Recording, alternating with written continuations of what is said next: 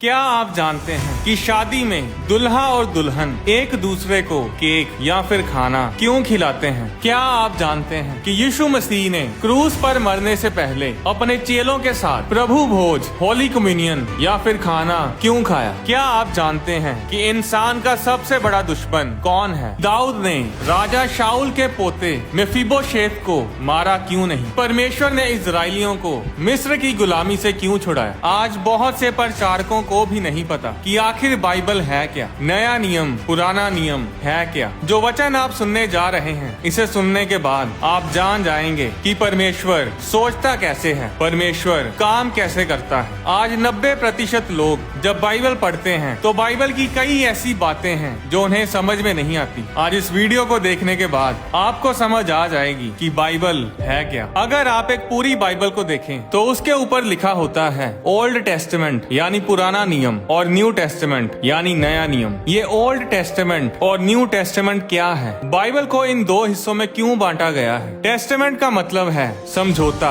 Agreement, contract, वाचा, covenant, यानी कि पूरी बाइबल एक एग्रीमेंट है, एक कॉन्ट्रैक्ट है जो परमेश्वर और उसके लोगों के बीच में है। पुराना कॉन्ट्रैक्ट, नया कॉन्ट्रैक्ट, पुरानी वाचा, नई वाचा। बाइबल में जगह जगह लोगों के बीच वाचा की जाती थी, यानी कॉन्ट्रैक्ट या एग्रीमेंट किया जाता था। आज हम कोई भी काम लीगली करते हैं तो हम उसके लिए एक दूसरे के साथ कॉन्ट्रैक्ट साइन करते हैं और उसके बाद ही कोई भी डील या समझौता लीगली फाइनल होता है। और उस कॉन्ट्रैक्ट की, उस एग्रीमेंट की कुछ शर्तें, कुछ टर्म्स एंड कंडीशंस होती हैं। जिस तरह आज अगर आप कोई भी वेबसाइट पर अपना अकाउंट बनाते हैं तो वहाँ साइट पर टर्म्स एंड कंडीशंस लिखी होती हैं और उन टर्म्स एंड कंडीशंस को स्वीकार करने पर ही आप अपना अकाउंट बना पाते हैं या फिर कॉन्ट्रैक्ट पूरा कर पाते हैं। दो पार्टीज के बीच में एग्रीमेंट को कोवेनेंट या वाचा कहा जाता है। अब पुराने समय में लोगों के पास पेपर वाले कॉन्ट्रैक्ट तो नहीं होते थे, पर वो एक दूसरे के साथ एग्रीमेंट तो करते थे। पुराने समय में लोग कॉन्ट्रैक्ट शब्द की जगह कोवेनेंट शब्द यानी वाचा शब्द का इस्तेमाल करते थे। कोवेनेंट के लिए इब्रानी भाषा का शब्द है बेरित, जिसका मतलब है टू कट ए कोवेनेंट यानी वाचा काटना। अब वाचा की परिभाषा ये है कि खून बहाकर वाचा को पूरा करना। जब दो लोग आपस में कोई समझौता करते थे तो वो अपने शरीर पर एक कट लगाकर उसमें से खून निकालते थे। ज्यादातर ये कट कलाई यानी रिस्ट पर लगाया जाता था और फिर वो दोनों अपनी कलाइयों को एक दूसरे की कलाई के साथ जोड़ते थे। कई बार वो अपनी हथेली पर कट लगाकर एक दूसरे के साथ हाथ मिलाते थे और ऐसा करने से वो ये दर्शाते थे कि तेरा मेरा खून एक दूसरे के साथ मिक्स हो चुका है, हम अब एक हो चुके हैं। सन 1869 में हेनरी मॉर्टन स्टैनली नाम का एक एक्सप्लोरर था जो कि एक अखबार के लिए काम करता था। उसे एक मिशन के साथ अफ्रीका भेजा जाता है। मिशन ये था कि उसे एक प्रचारक को ढूंढना है जो कि कुछ साल पहले अफ्रीका में प्रचार करने के लिए गया था पर वापस नहीं आया। उस प्रचारक का नाम था डॉक्टर डेविड लिविंगस्टोन। वे बहुत ही फेमस प्रचारक थे, आप उनके बारे में इंटरनेट पर सर्च कर सकते हैं। सन 1871 में अब हेनरी उस प्रचारक को ढूंढ तो लेता है, पर उसे ढूंढने तक के सफर के दौरान हेनरी को वाचा के बारे में बड़े ही गहरे गहरे भेद पता चलते हैं। वाचा के बारे में जानना जरूरी क्यों है? क्योंकि परमेश्वर ने भी अब्राहम के साथ एक वाचा बांधी थी। जब हेनरी अपने लोगों के साथ अफ्रीका में पहुंचता है तो वहां उसका सामना अफ्रीका के बड़े ही शक्तिशाली कबीले यानी ट्राइब के साथ होता है। हेनरी का ट्रांसलेटर उसे बताता है कि वो उन कबीले वालों के साथ लड़कर जीत नहीं सकता, इसीलिए फायदा इसी में है उस कबीले के मुखिया के साथ, उनके चीफ के साथ एक वाचा यानी कोवेनेंट यानी कॉन्ट्रैक्ट कर लिया जाए। अब वाचा करने से पहले कुछ शर्तें, कुछ टर्म्स एंड कंडीशंस रखी जाती थी और उन शर्तों को तय करने के बाद ही वाचा की विधि यानी सेरेमनी रखी जाती थी। अब हेनरी और कबीले का मुखिया अपने अपने हाथ पर कट लगाकर उसमें से खून निकालते हैं और एक वाइन के कप में अपने खून को मिक्स करते हैं और पीते हैं। अब एक प्रीस्ट उन दोनों के ऊपर और उनके घराने के ऊपर बहुत ही खतरनाक श्राप बोलता है कि अगर दोनों में से कोई कोई भी वाचा को तोड़ेगा तो वह मार डाला जाएगा और उसके परिवार के ऊपर और उसके पूरे कबीले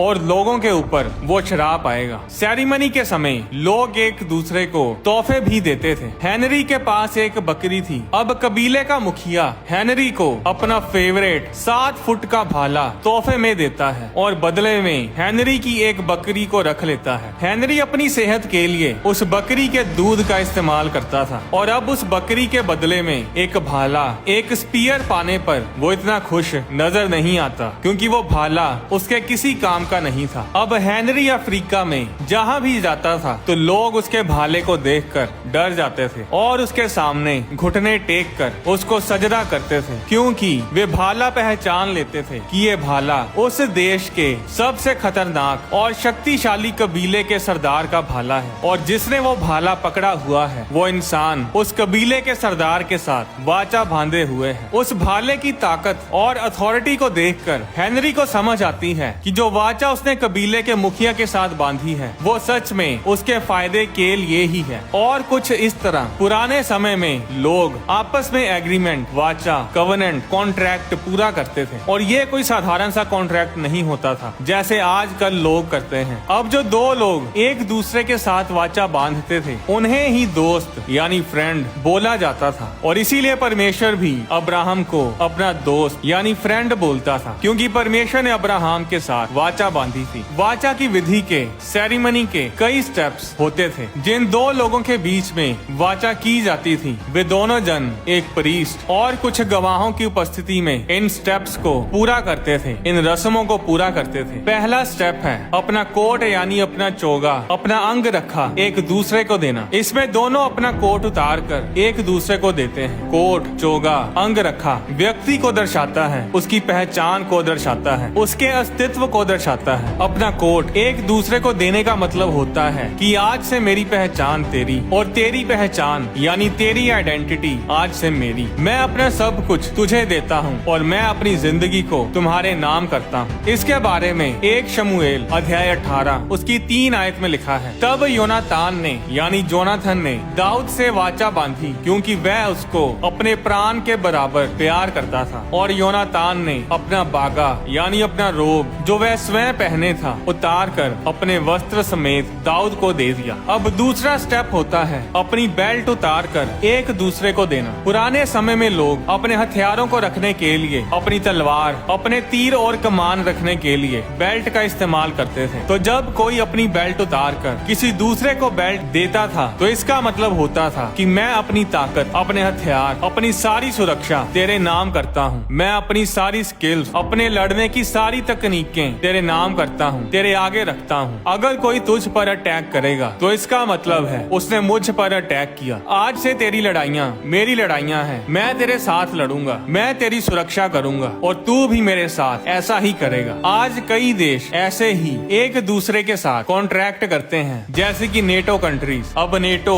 कुछ कंट्रीज का ग्रुप है जिसमें अमेरिका, जर्मनी, कनाडा, फ्रांस और ऐसे तकरीबन 30 देश नेटो का हिस्सा हैं। अब अगर चाइना इन कंट्रीज में से किसी एक के ऊपर भी अटैक करता है तो इसका मतलब होगा कि चाइना ने सारी नेटो कंट्रीज यानी 30 देशों के ऊपर अटैक किया और अब बदले में वो सारी की सारी 30 कंट्रीज चाइना पर हमला करेंगी। जब रशिया ने यूक्रेन पर हमला किया तो कोई भी देश यूक्रेन की सहायता के लिए डायरेक्टली सामने नहीं आया क्योंकि यूक्रेन नेटो कंट्रीज का हिस्सा नहीं है। रशिया के हमले के बाद अब यूक्रेन नेटो ज्वाइन करने की कोशिश कर रहा है पर रशिया इस बात का विरोध कर रहा है कि अगर यूक्रेन नेटो ज्वाइन करेगा तो वर्ल्ड वॉर 3 होने से कोई नहीं रोक पाएगा। रशिया जानता है कि अगर यूक्रेन नेटो का हिस्सा बना तो 30 देश रशिया के खिलाफ हमला करेंगे और इसीलिए रशिया वर्ल्ड वॉर 3 की धमकियां देकर यूक्रेन को नेटो ज्वाइन करने से रोकना चाहता है। और ऐसा ही होता था पहले जमाने में जब लोग एक दूसरे के साथ वाचा बांध लेते थे तो उनके दुश्मन भी सेम हो जाते थे, उनके दोस्त भी सेम हो जाते थे। एक के ऊपर हमला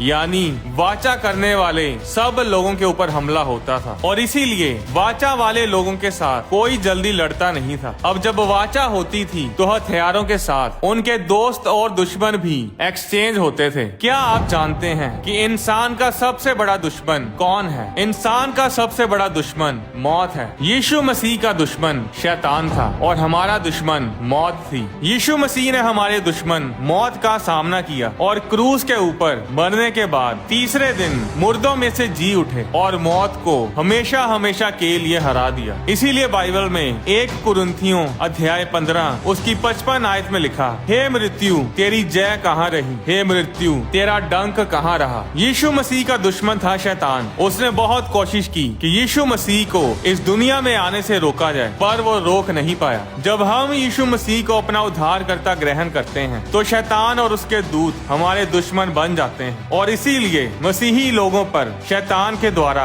अटैक्स करवाए जाते हैं, पर उसका कोई भी अटैक सफल नहीं होता, क्योंकि हमारे हथियार इस दुनिया के बनाए हुए नहीं हैं। हमारे हथियार हमारे वाचा वाले परमेश्वर के हैं। इफिसियों अध्याय 6 उसकी 11 आयत में लिखा, परमेश्वर के सारे हथियार बांध लो कि तुम शैतान के सामने खड़े रह सको, क्योंकि हमारा मल युद्ध लहू और मांस से नहीं परंतु प्रधानों से और अधिकारियों से और इस संसार के अंधकार के हाकिमों से और उस दुष्टता की आत्मिक सेनाओं से है जो स्वर्ग में है। इसलिए आज अगर आप शैतान के चंगुल में फंसे हुए हैं, अगर आप दुष्ट आत्मा के सताए हुए हैं, तो उनसे आजाद होना ये आपके हाथ में है। ये आपकी लड़ाई है। परमेश्वर ने जो करना था वो उसने क्रूस पर सब कुछ पूरा कर दिया है। आज लोग परमेश्वर को बोलते हैं कि परमेश्वर कुछ कर, पर परमेश्वर कुछ नहीं करेगा, क्योंकि परमेश्वर ने अपने हथियार आपको दिए हैं। परमेश्वर ने आपको अपनी ताकत दी है। बस आपने परमेश्वर के वचन में बढ़ना है और परमेश्वर के हथियारों के साथ शैतान का सामना करना है और शैतान आपके सामने से भाग निकलेगा। याकूब अध्याय 4 उसकी 7 आयत में लिखा, इसलिए परमेश्वर के अधीन हो जाओ और शैतान का सामना करो तो वह तुम्हारे पास से भाग निकलेगा। जब इजरायली लोग परमेश्वर की वाचा के नियमों में बने रहते थे तब तो वे आशीषित और जयवंत होते थे। छोटी गिनती में होने के बावजूद भी बड़े बड़े देशों को जीत लेते थे, पर जब वे वाचा को तोड़ देते थे तो परमेश्वर उन्हें दुश्मन के हाथों में सौंप देता था और वाचा तोड़ने के कारण लोग बंधुआई में चले जाते थे और छोटे छोटे कमजोर देशों से भी हार जाते थे। और आज भी ऐसा ही है। जो लोग परमेश्वर की वाचा में उसके वचन में बने रहते हैं वे ही आशीषित होते हैं, पर जो परमेश्वर के वचनों को तोड़ देते हैं फिर वे अपनी ताकत से जो मर्जी कर लें, वे कभी भी सुखी सेटिस्फाइड नहीं हो पाते। आजकल लोग कागजी कॉन्ट्रैक्ट तोड़ देते हैं, साइन करके मुकर जाते हैं, पर जो खून वाली वाचा होती थी उसे कोई नहीं तोड़ता था। अगर कोई वाचा तोड़ता था तो उसे उसी समय मार दिया जाता था, उसके परिवार और उसके वंश को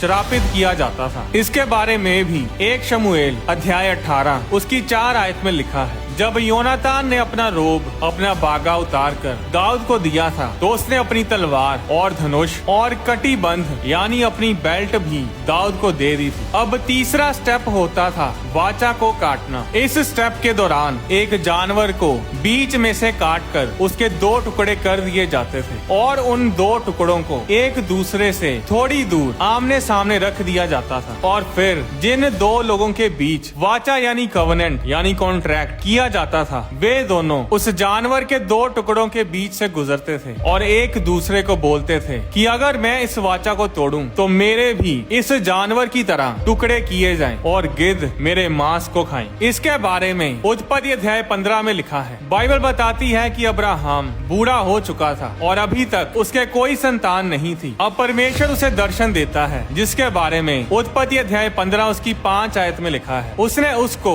यानी परमेश्वर ने अब्राहम को बाहर ले जाके कहा, आकाश की ओर दृष्टि करके तारा गण को गिन, क्या तू उनको गिन सकता है? फिर परमेश्वर ने उससे कहा, तेरा वंश ऐसा ही होगा। अब्राहम ने यहोवा पर विश्वास किया और यहोवा ने इस बात को उसके लेखे में धर्म गिना। अब बड़े ध्यान से इन वचनों को सुनिएगा। 7 आयत में लिखा, और यहोवा ने अब्राहम से कहा, मैं वही यहोवा हूँ जो तुझे कसदियों के उर नगर से बाहर ले आया कि तुझको इस देश का अधिकार दूं। 8 आयत में अब्राहम परमेश्वर के इस वचन की उसकी आशीष की कोई गारंटी मांगता है और इसलिए 8 आयत में लिखा, अब्राहम ने कहा, हे प्रभु यहोवा, मैं कैसे जानूं कि मैं इसका अधिकारी हूँगा? अब परमेश्वर बोलता है कि ठीक है अब्राहम, मैं तेरे साथ वाचा बांधूंगा और ये वाचा मेरी गारंटी होगी। उस समय के लोग वाचा को समझते थे और वाचा सबसे पवित्र एग्रीमेंट या कॉन्ट्रैक्ट माना जाता था। अब 9 आयत में परमेश्वर ने अब्राहम से कहा, मेरे लिए 3 वर्ष की एक कलोर और 3 वर्ष की एक बकरी और 3 वर्ष का एक मेढ़ा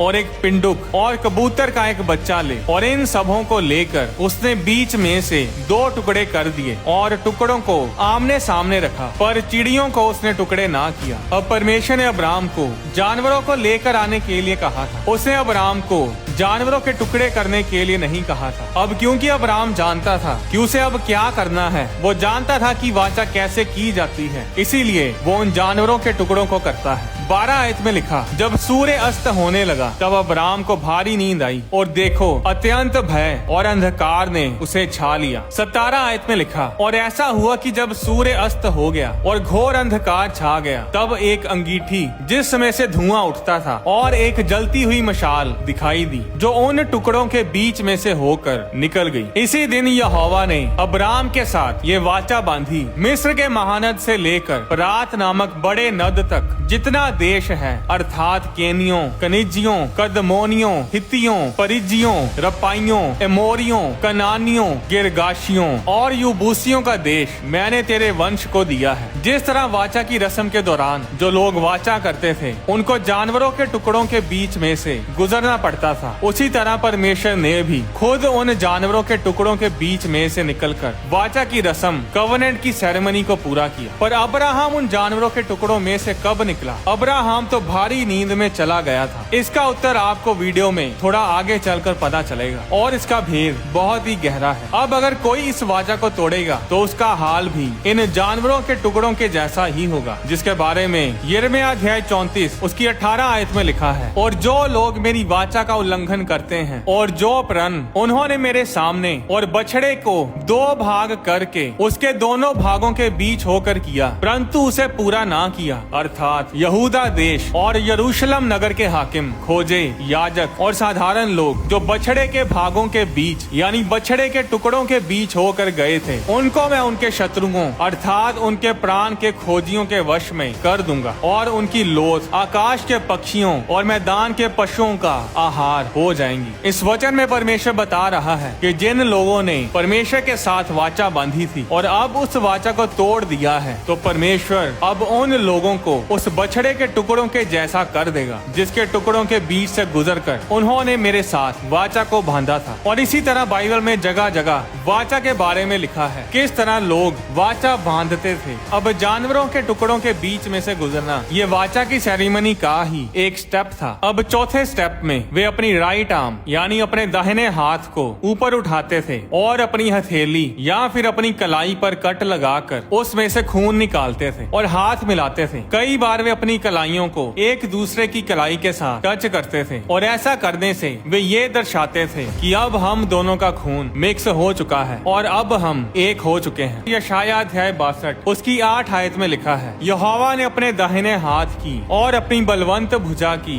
शपथ खाई है। 5वां स्टेप होता है नाम एक्सचेंज करना। दोनों एक दूसरे का लास्ट नेम या फिर नाम का कुछ हिस्सा एक दूसरे के साथ एक्सचेंज करते हैं। फॉर एग्जाम्पल, अगर दोनों का नाम है जिमी जॉर्ज और मॉरिस सैमुअल, तो वाचा की सेरेमनी के इस स्टेप में दोनों एक दूसरे का लास्ट नेम अपने नाम के साथ जोड़ते थे, यानी जिमी जॉर्ज मॉरिस सैमुअल का लास्ट नेम सैमुअल अपने नाम के साथ जोड़ लेगा और बन जाएगा जिमी जॉर्ज सैमुअल, और मॉरिस सैमुअल का नाम बन जाएगा मॉरिस सैमुअल जॉर्ज। और अब जब भी ये दोनों किसी को अपना नाम बताया करेंगे तो ये दोनों अपना पूरा नाम बताया करेंगे और लोगों को पता चल जाया करेगा कि इन दोनों के बीच वाचा बांधी हुई है और ये दोनों दोस्त हैं, ये दोनों कवनेंट पार्टनर हैं। जब परमेश्वर ने अब्राम के साथ वाचा बांधी थी तो अब्राम का नाम बदल दिया गया था, और सिर्फ अब्राम का ही नहीं बल्कि परमेश्वर का भी नाम बदला गया था। इब्रानी भाषा में परमेश्वर का नाम YHWH है, यानी यहवे है। अब्राम के नाम के साथ परमेश्वर के नाम के शब्द जोड़े गए और अब्राम बन गया अब्राहम। उसकी पत्नी सारे का नाम बन गया सारा। क्या आप जानते हैं कि परमेश्वर का नाम भी बदल दिया गया था? उस दिन से लोग परमेश्वर को यहोवा परमेश्वर नहीं बल्कि अब्राहम का परमेश्वर कहने लगे। 6वां स्टेप होता है शरीर के ऊपर एक निशान बनाना। अब शरीर के ऊपर वाचा का निशान इसलिए लगाया जाता था ताकि वाचा को हमेशा याद रखा जाए, या फिर जब दूसरे लोग उस वाचा के निशान को देखें तो वे जान जाएं कि ये इंसान वाचा में है, और दुश्मन उस वाचा के निशान को देखकर समझ जाते थे कि अगर मैं इसके साथ लड़ूंगा, इसके साथ कोई पंगा लूंगा, तो मुझे इसके वाचा के पार्टनर के साथ भी लड़ना होगा। शरीर पर निशान लगाने के कई तरीके होते थे। कई बार वे हाथ पर लगाए हुए कट पर बारूद मल कर उस घाव को पक्का कर देते थे और वो निशान उम्र भर उनके शरीर पर रहता था। परमेश्वर ने अब्राहम के शरीर पर और उसके आने वाले वंश के शरीर के ऊपर वाचा की निशानी रखने को कहा था, जो कि खतना था। इसके बारे में उत्पत्ति अध्याय 17 उसकी 13 आयत में लिखा है, जो तेरे घर में उत्पन्न हो अथवा तेरे रुपए से मोल लिया जाए, उसका खतना अवश्य किया जाए। सो मेरी वाचा जिसका चिन्ह तुम्हारी देह में होगा वह युग युग रहेगी। 7वां स्टेप होता है वाचा यानी कवनेंट की शर्तों को, टर्म्स एंड कंडीशंस को गवाहों के सामने अनाउंस करना। इस स्टेप के दौरान वाचा बांधने वाले दोनों जन गवाहों के सामने अपनी शर्तों को, टर्म्स एंड कंडीशंस को एक दूसरे को सुनाते थे और बोलते थे, मेरी सारी संपत्ति तुम्हारी है, मेरा सारा पैसा, मेरी जमीन जायदाद, मेरा घर, सब कुछ तुम्हारा है। अगर तुम्हें कभी भी किसी भी चीज की जरूरत हो तो मुझसे पूछने की जरूरत नहीं है, तुम जो चाहो इस्तेमाल कर सकते हो। अगर मेरे ऊपर कोई बोझ, कोई बर्डन, कोई लोन है तो वो भी अकेला मेरा नहीं बल्कि तुम्हारा भी है। जब लाबान और याकूब ने वाचा बांधी तो उन्होंने भी कुछ शर्तें रखी, जिसके बारे में उत्पत्ति अध्याय 31 उसकी 51 आयत में लिखा है, फिर लाबान ने याकूब से कहा, इस ढेर को देख और इस खंबे को भी देख, जिनको मैंने अपने और तेरे बीच में खड़ा किया है। ये ढेर और ये खंबा दोनों इस बात के साक्षी रहे कि हानि करने की मनसा से ना तो मैं इस ढेर को लांग कर तेरे पास जाऊंगा, ना तू इस ढेर और इस खंबे को लांग कर मेरे पास आएगा। 8वां स्टेप होता था एक स्मारक भोज यानी एक मेमोरियल मील यानी कि खाना खाना। कोई भी वाचा भोज के बिना, खाने के बिना पूरी नहीं होती थी। वाचा को पूरा करने के लिए लोग आपस में बैठकर खाना खाते थे। जब लाबान और याकूब ने आपस में वाचा बांधी तो उन्होंने भोजन करके उस वाचा को पूरा किया, जिसके बारे में उत्पत्ति अध्याय 31 उसकी 46 आयत में लिखा है, तब याकूब ने अपने भाई बंधुओं से कहा, पत्थर इकट्ठा करो। ये सुनकर उन्होंने पत्थर इकट्ठा करके एक ढेर लगाया और वहीं ढेर के पास उन्होंने भोजन किया। जब इसहाक और अबीमेलेक ने आपस में वाचा बांधी तो उन्होंने भी खाना खा के भोज करके उस वाचा को पूरा किया, जिसके बारे में उत्पत्ति अध्याय 26 उसकी 28 आयत में लिखा है, उन्होंने कहा, हमने तो प्रत्यक्ष देखा है कि यहोवा तेरे साथ रहता है, इसलिए हमने सोचा कि तू तो यहोवा की ओर से धन्य है, अतः हमारे तेरे बीच में शपथ खाई जाए और हम तुझसे इस विषय की वाचा बंधाएं कि जैसे हमने तुझे नहीं छुआ वरन तेरे साथ केवल भलाई ही की है और तुझको कुशल क्षेम से विदा किया, उसके अनुसार तू भी हमसे कोई बुराई ना करेगा। तब उसने उनको भोज दिया और उन्होंने खाया पिया। कोई भी वाचा भोज के बिना पूरी नहीं होती। मैरिज, विवाह एक वाचा है, एक कवनेंट है, और इसीलिए शादी की रस्मों के बाद दुल्हा और दुल्हन साथ बैठकर भोजन करते हैं, एक दूसरे को केक खिलाते हैं। मैरिज के साथ जुड़ी वीडियोस के बारे में YouTube चैनल मेंबर्स के साथ शेयर करूंगा। जब भी आप किसी के साथ खाना खाते हैं तो आप उनके साथ एक तरह की वाचा बांध लेते हैं, और यही कारण है कि आजकल बहुत से लोग श्रापों और बीमारियों के शिकार हो जाते हैं जब वो किसी शैतानी जगह से या शैतानी लोगों के साथ खाना खाते हैं। जब दो लोग आपस में वाचा बांधते थे तो वो दो नहीं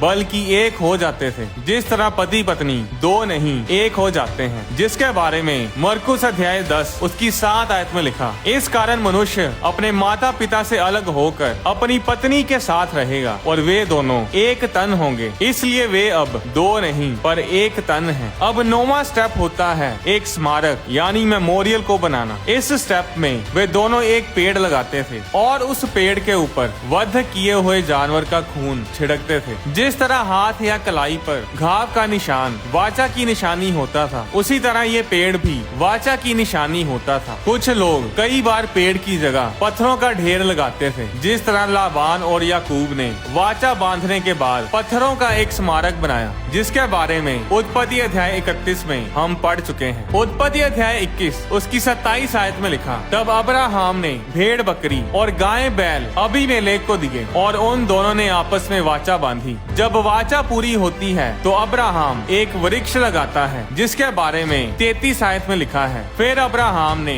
बेरशबा में झाऊ का एक वृक्ष लगाया और वहाँ यहोवा से जो सनातन ईश्वर है प्रार्थना की। पूरी बाइबल में हम लोगों को आपस में वाचा करते देखते आए हैं। अब कुछ लोग तो वाचा की सेरेमनी के सारे स्टेप्स पूरे करते थे, पर कुछ सिर्फ 3-4 स्टेप्स में ही सेरेमनी पूरी कर देते थे। अब ये वाचा तो पुरानी वाचा है, ओल्ड कवनेंट है। हालांकि ये वाचा लोगों के लिए फायदेमंद ही थी, पर बाइबल बताती है कि परमेश्वर ने अपने नबियों, अपने प्रॉफिट्स के जरिए भविष्य में होने वाली एक नई वाचा के बारे में कई बार घोषणा की थी, जिसके बारे में यिर्मयाह अध्याय 31 उसकी 31 आयत में लिखा है, फिर यहोवा की ये भी वाणी है, सुन ऐसे दिन आने वाले हैं जब मैं इजराइल और यहूदा के घरानों से नई वाचा बांधूंगा। वह उस वाचा के समान ना होगी जो मैंने उनके पुरखाओं से उस समय बांधी थी, जब मैं उनका हाथ पकड़कर उन्हें मिस्र देश से निकाल लाया, क्योंकि यद्यपि मैं उनका पति था तो भी उन्होंने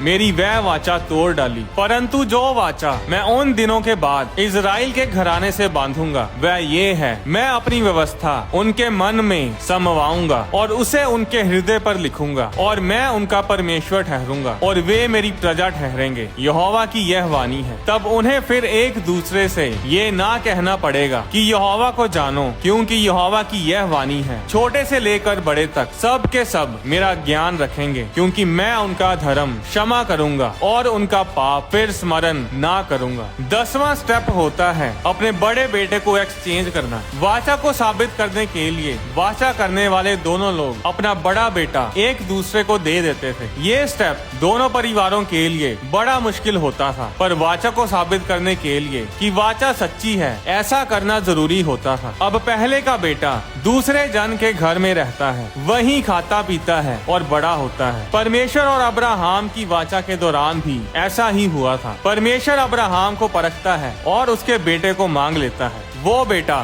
जो उसने 100 साल की उम्र में पाया था। अगर आप ध्यान से बाइबल को पढ़ें तो अब्राहम हिचकिचाया नहीं, उसने परमेश्वर के साथ सवाल जवाब या कोई नेगोशिएशन नहीं की, क्योंकि अब्राहम जानता था कि ये वाचा का ही एक हिस्सा है और परमेश्वर उसके साथ की गई वाचा के कारण ही उसके बेटे को मांग रहा है। उत्पत्ति अध्याय 22 उसकी 1 आयत में लिखा, इन बातों के पश्चात ऐसा हुआ कि परमेश्वर ने अब्राहम से ये कहकर उसकी परीक्षा की, हे अब्राहम। उसने कहा, देख मैं यहाँ हूँ। उसने कहा, अपने पुत्र को अर्थात अपने इकलौते पुत्र इसहाक को जिससे तू प्रेम रखता है संग लेकर मोरिया देश में चला जा और वहाँ उसको एक पहाड़ के ऊपर जो मैं तुझे बताऊंगा होम बलि करके चढ़ा। अब्राहम जानता था कि जिन आशीषों को देने का वायदा परमेश्वर ने उसके साथ किया है वो तभी उसे मिलेंगी जब वो वाचा की रीति को पूरा करेगा और अपना बेटा परमेश्वर को दे देगा। इब्रानियों अध्याय 11 उसकी 17 आयत में लिखा, विश्वास ही से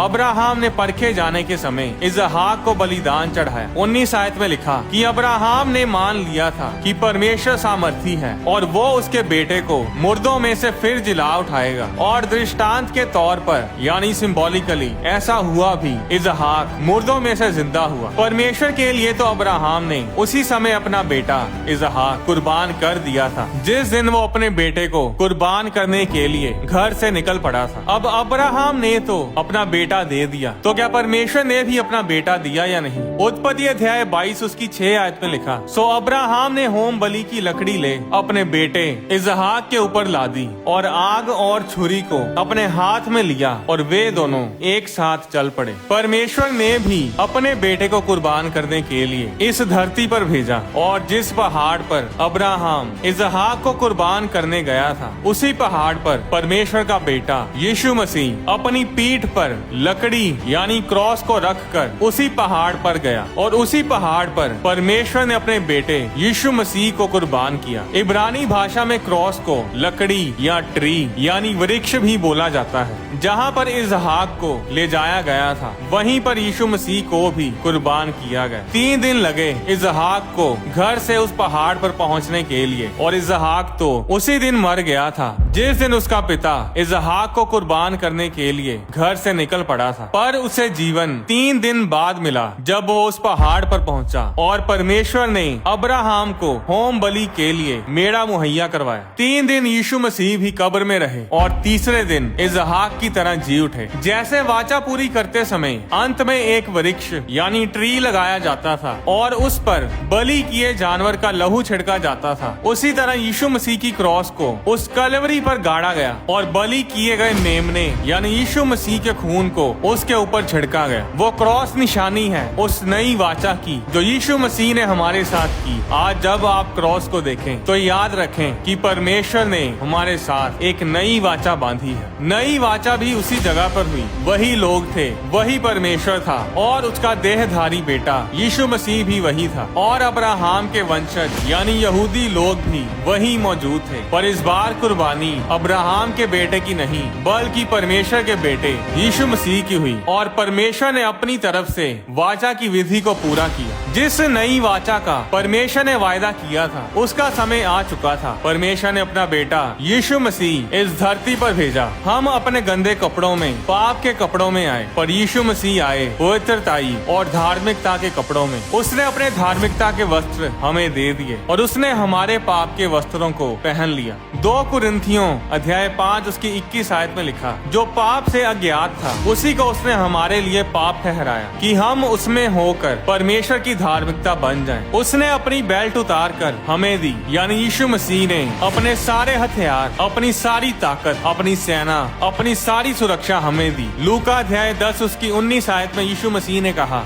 देखो मैंने तुम्हें सांपों और बिच्छुओं को रौंदने का और शत्रु की सारी सामर्थ्य पर अधिकार दिया है और किसी वस्तु से तुम्हें कुछ हानि ना होगी। यीशु मसीह ने अपने हथियार, अपना कवच हमें दिया और इसीलिए इफिसियों अध्याय 6 उसकी 13 आयत में प्रेरित पौलुस ने कहा, इसलिए परमेश्वर के सारे हथियार बांध लो कि तुम बुरे दिन में सामना कर सको और सब कुछ पूरा करके स्थिर रह सको। सो सत्य से अपनी कमर कसकर और धार्मिकता की झिलम पहनकर और पाँव में मेल के सुसमाचार की तैयारी के जूते पहनकर और उन सब के साथ विश्वास की ढाल लेकर स्थिर रहो, जिससे तुम उस दुष्ट के सब जलते हुए तीरों को बुझा सको और उद्धार का टोप और आत्मा की तलवार जो परमेश्वर का वचन है ले लो। इस वचन में प्रेरित पौलुस ने ये नहीं कहा कि अपने हथियार ले लो, उन्होंने कहा कि परमेश्वर के हथियार ले लो। ऐसा क्यों? क्योंकि परमेश्वर हमारा कवनेंट पार्टनर है, वो हमारा वाचा वाला साथी है। उसके हथियार हमारे हथियार हैं, उसकी ताकत हमारी ताकत है और इसीलिए फिलिपियों अध्याय 4 उसकी 13 आयत में लिखा, जो मुझे सामर्थ्य देता है उसमें मैं सब कुछ कर सकता हूँ। 2 कुरिन्थियों अध्याय 12 उसकी 9 आयत में लिखा, मेरा अनुग्रह तेरे लिए बहुत है क्योंकि मेरी सामर्थ निर्बलता में सिद्ध होती है। इसलिए मैं बड़े आनंद से अपनी निर्बलताओं पर घमंड करूंगा कि मसीह की सामर्थ मुझ पर छाया करती रहे। और इसलिए निर्गमन अध्याय 14 उसकी 14 आयत में लिखा है, यहोवा आप ही तुम्हारे लिए लड़ेगा, इसलिए तुम चुपचाप रहो,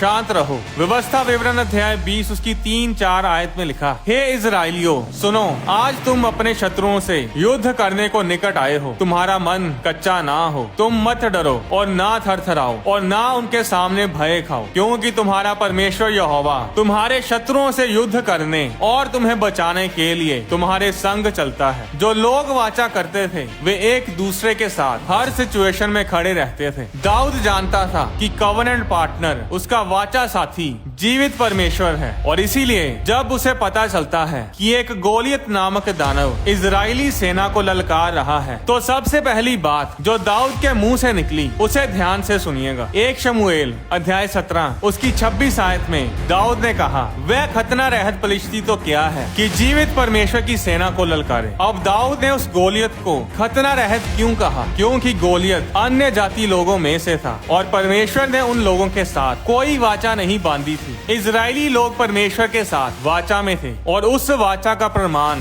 सबूत, निशानी ये थी कि सब इजरायली लोगों का खतना हुआ पड़ा था। उत्पत्ति अध्याय 17 उसकी 10 आयत में परमेश्वर ने अब्राहम से कहा था कि मेरे साथ बांधी हुई वाचा जो तुझे और तेरे पश्चात तेरे वंश को पालनी पड़ेगी सो ये है कि तुम में से एक एक पुरुष का खतना हो। 11 आयत में लिखा, तुम अपनी खलड़ी का खतना करा लेना। जो वाचा मेरे और तुम्हारे बीच में है उसका यही चिन्ह होगा। जो पुरुष अब्राहम के घर में थे उन सब का खतना किया गया और फिर अब्राहम के वंश को भी वाचा के इस नियम को मानना पड़ता था और सब नए जन्मे बच्चों का खतना किया जाता था। और ये निशानी याद दिलाती थी उस वाचा की जो परमेश्वर ने अब्राहम और उसके वंश के साथ बांधी थी। दाऊद का गोलियत को खतना रहत बोलने का मतलब ये था कि गोलियत परमेश्वर के साथ वाचा में नहीं है, पर हम लोग परमेश्वर के साथ वाचा में हैं। परमेश्वर की ताकत, परमेश्वर के हथियार, परमेश्वर की सेना हमारी सेना है। इसलिए इस बिना खतना वाले गोलियत की इतनी औकात नहीं कि ये जीवित परमेश्वर की सेना को ललकारे। दाऊद वाचा की अहमियत को जानता था कि वो अकेला नहीं है। उसकी रक्षा करने के लिए उसका वाचा वाला साथी यानी यहोवा परमेश्वर उसके साथ है और इसीलिए वो पूरी दलेरी के साथ उस 9.5 फुट लंबे दानव का सामना करता है और परमेश्वर दाऊद को जयवंत करता है और दाऊद गोलियत का सर उसके धड़ से अलग कर देता है। जिस तरह वाचा काटने के समय एक जानवर को कुर्बान किया जाता था उसी तरह यीशु मसीह को भी कुर्बान किया गया, उनके शरीर को तोड़ा गया, जिसके बारे में इब्रानियों अध्याय 10 में आप पढ़ सकते हैं। जिस तरह वाचा के समय नाम का कुछ हिस्सा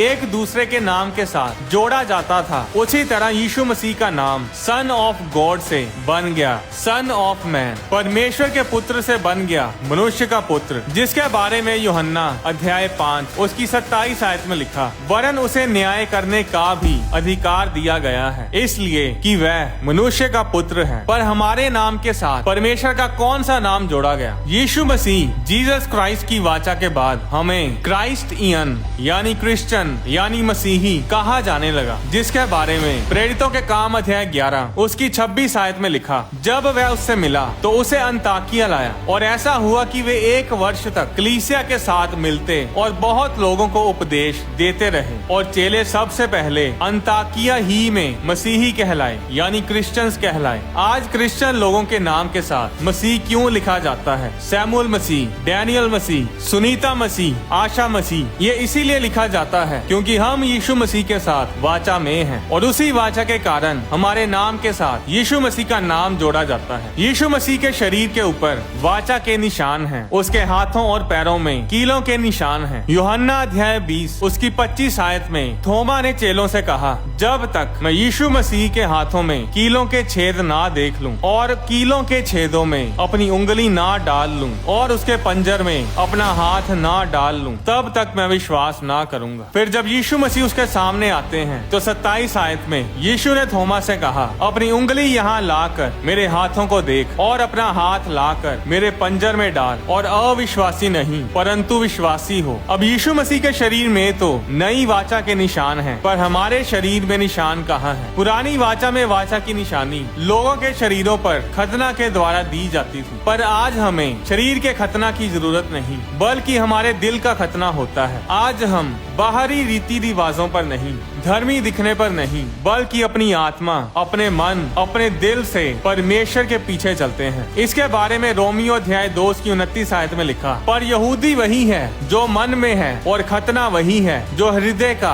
और आत्मा में है, ना कि लेख का। ऐसे की प्रशंसा मनुष्य की ओर से नहीं परंतु परमेश्वर की ओर से होती है। बाइबल में नए नियम में नई वाचा में यीशु मसीह ने भी कुछ टर्म्स एंड कंडीशंस रखी हैं और वो टर्म्स एंड कंडीशंस हमें बाइबल पढ़कर पता चलती हैं कि हमें क्या करना है और क्या नहीं। यीशु मसीह ने भी अपने चेलों के साथ आखिरी भोज किया और उस वाचा के भोज के साथ वाचा को पूरा किया। लूका अध्याय 22 उसकी 20 आयत में लिखा, इसी रीति से यीशु ने भोजन के बाद कटोरा भी ये कहते हुए दिया, यह कटोरा मेरे उस लहू में जो तुम्हारे लिए बहाया जाता है नई वाचा है। प्रभु भोज होली कम्युनियन हमें याद दिलाता है उस नई वाचा की जो यीशु मसीह ने हमारे साथ की। यीशु मसीह एक नई और बेहतर वाचा आज्ञा लेकर आए। पुरानी वाचा में लोगों को लॉ कानून दिया गया था कि गलत काम नहीं करने, चोरी नहीं करनी, हेरा फेरी नहीं करनी, खून नहीं करना। अब लोग कानून को मानते तो थे पर उनका दिल फिर भी गलत काम की तरफ ही रहता था। उनका दिल नहीं बदला था। ये कानून, रूल्स एंड रेगुलेशंस लोगों को मजबूरी में फॉलो करने पड़ते थे। पुरानी वाचा में परमेश्वर ने लोगों को पत्थर की तख्तियों के ऊपर अपने कानून, अपनी टर्म्स एंड कंडीशंस लिख कर दी थी। पर नई वाचा में परमेश्वर ने कहा कि मैं अब अपनी वाचा को, अपने नियमों को लोगों के दिलों के ऊपर लिखूंगा। पुरानी वाचा में लोगों के दिल वही थे, उनकी इच्छाएं वही बुरी की बुरी थी। पर नई वाचा में परमेश्वर ने कहा कि मैं तुम्हें नया मन और नया आत्मा, तुम्हारे अंदर रहने वाला पवित्र आत्मा और असली पवित्रता ही दूंगा, जिसके बारे में यहेजकेल अध्याय 36 में आप पढ़ सकते हैं। मैं तुम्हारा पत्थर का हृदय यानी दिल निकाल कर तुम्हें मांस का हृदय दूंगा। इसलिए आज जो कोई नई वाचा में है, उनके पास ताकत है पाप से मुंह मोड़ने की, पाप के ऊपर जयवंत होने की। पुरानी वाचा में जानवरों का लहू बहाया जाता था, पर वो कुर्बानियां कुछ समय के लिए ही वैलिड होती थी। उन कुर्बानियों के कारण लोगों के पाप कुछ समय के लिए ढके जाते थे, पर हमेशा के लिए माफ नहीं किए जाते थे। पर नई वाचा में अब हमें किसी जानवर, बैलों, बछड़ों की कुर्बानियां देने की जरूरत नहीं, क्योंकि नई वाचा में सिर्फ एक ही कुर्बानी की गई और वो है यीशु मसीह की कुर्बानी। और इस वाचा में परमेश्वर लोगों के पापों को ढकता नहीं, क्योंकि ढकी हुई चीज कभी भी सामने आ सकती है। नई वाचा में परमेश्वर हमारे पापों को हमेशा हमेशा के लिए दूर फेंक देता है, नष्ट कर देता है, जिसके बारे में इब्रानियों अध्याय 8 उसकी 12 आयत में लिखा है, क्योंकि मैं उनके धर्म के विषय में दयावंत होऊंगा और उनके पापों को फिर स्मरण ना करूंगा। पुरानी वाचा में लोग परमेश्वर के साथ सहभागिता यानी मेल मिलाप नहीं कर सकते थे। सिर्फ लेवी लोग और याजक लोग ही परमेश्वर के काम और उसकी सेवा कर सकते थे। मंदिर यानी टेम्पल में 3 हिस्से होते थे। एक था आंगन यानी आउटर कोर्ट, दूसरा था पवित्र स्थान यानी दी होली प्लेस, और तीसरा था परम पवित्र स्थान यानी होली ऑफ होलीज। अब पवित्र और परम पवित्र स्थान के बीच में एक पर्दा लगा होता था। परम पवित्र स्थान वो स्थान होता था जहाँ पर वाचा का संदूक पड़ा होता था। ये वो स्थान होता था जहाँ पर परमेश्वर की हजूरी होती थी, और इस स्थान में किसी को आने की अनुमति, परमिशन नहीं होती थी। साल में सिर्फ एक बार महायाजक यानी हाई प्रीस्ट ही इस स्थान में आता था। अगर महायाजक के बिना कोई इस स्थान में आता था तो वो मर जाता था। पर जब यीशु मसीह ने अपनी जान क्रूस पर दी तो वो मंदिर का पर्दा जो परम पवित्र स्थान को कवर करके रखता था, वो बीचों बीच फट गया, जिसके बारे में मत्ती अध्याय 27 उसकी 50 आयत में लिखा। तब यीशु ने फिर बड़े शब्द से चिल्लाकर प्राण छोड़ दिए, और देखो मंदिर का पर्दा ऊपर से नीचे तक फटकर 2 टुकड़े हो गया, और धरती डोल गई और चट्टानें तड़क गईं। उस पर्दे के फटने का मतलब ये था कि यीशु मसीह के क्रूस पर मरने के बाद परमेश्वर तक जाने का रास्ता अब सब लोगों के लिए खुल चुका है। अब किसी जानवर के लहू की कोई जरूरत नहीं। आज हमें परमेश्वर की प्रेजेंस में जाने के लिए किसी इंसानी महायाजक की, किसी मीडिएटर, किसी मध्यस्थ, किसी विचोले की जरूरत नहीं। अब यीशु मसीह हमारा मीडिएटर, हमारा विचोला, हमारा मध्यस्थ है। यीशु मसीह हमारा महायाजक है। हम पूरे भरोसे के साथ बिना किसी डर के यीशु मसीह के खून के जरिए परमेश्वर की प्रेजेंस में, उसके होली ऑफ होलीज में, द मोस्ट होली प्लेस में उसके करीब आ सकते हैं। पुराने नियम में लोग मंदिर या मिलाप वाले तंबू के बाहरी आंगन तक ही आ पाते थे। वे ना तो पवित्र स्थान में और ना ही परम पवित्र स्थान में जा सकते थे। पर अब हम यीशु मसीह के लहू के जरिए परमेश्वर की प्रेजेंस में जा सकते हैं। परमेश्वर शुरू से ही इंसान के साथ आमने सामने बातें करना चाहता था, हमारे साथ समय बिताना चाहता था। निर्गमन अध्याय 19 में परमेश्वर ने लोगों को डायरेक्टली मिलने के लिए बुलाया, पर निर्गमन अध्याय 20 उसकी 19 आयत में लिखा, और वे मूसा से कहने लगे, तू ही हमसे बातें कर, तब तो हम सुन सकेंगे, परंतु परमेश्वर हमसे बातें ना करे, ऐसा ना हो कि हम मर जाएं। अब नई वाचा में परमेश्वर अपने ओरिजिनल प्लान के ऊपर फिर आया है, यानी हमसे मिलने और सहभागिता करने और हमारे साथ मेल मिलाप करने के लिए आया है। हम परमेश्वर के वाचा पार्टनर हैं, परमेश्वर के कवनेंट पार्टनर हैं। परमेश्वर के हथियार हमारे हथियार हैं। हम अपनी लड़ाइयाँ नहीं लड़ते, परमेश्वर हमारे लिए लड़ता है। वाचा के साथ जुड़े और भी भेदों को मैं आने वाली वीडियोस में शेयर करूंगा। क्या आप जानते हैं कि अब्राहम इतना आशीषित क्यों था? अब्राहम इतना पावरफुल क्यों था कि सरकारें भी उससे डरती थी? इसका सीक्रेट यही था कि अब्राहम परमेश्वर के साथ वाचा में था। अब्राहम के जीवन की हर सिचुएशन में उसकी हर जरूरत में परमेश्वर उसके साथ खड़ा रहता था। और आज जो लोग परमेश्वर के साथ वाचा में हैं, वो भी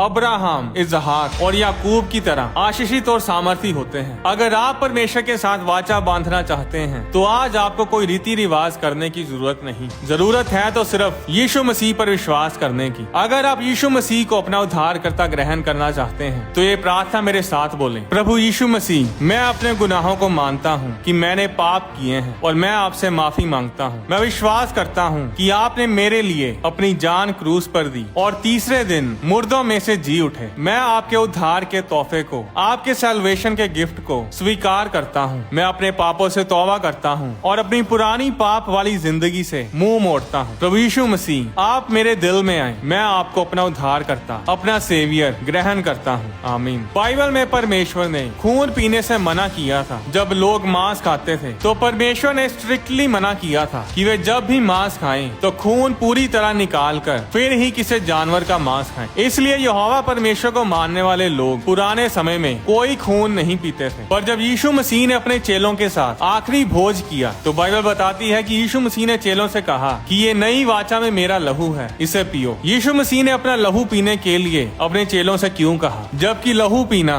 बाइबल में मना किया गया था? इसके बारे में मैं एक अलग वीडियो में आपसे शेयर करूंगा। परमेश्वर आपको आशीष दे। परमेश्वर के वचन से जुड़ी वीडियोस को देखने के लिए आप होली स्पिरिट प्रोडक्शंस चैनल को सब्सक्राइब करें और बेल आइकन पर क्लिक करके ऑल नोटिफिकेशंस को सिलेक्ट करें ताकि चैनल पर अपलोड की जाने वाली सारी वीडियोस आपके फोन में जरूर पहुंचे। आप अपनी डोनेशन बैंक अकाउंट के जरिए और QR कोड को स्कैन करके भी भेज सकते हैं। परमेश्वर आपको आशीष दे।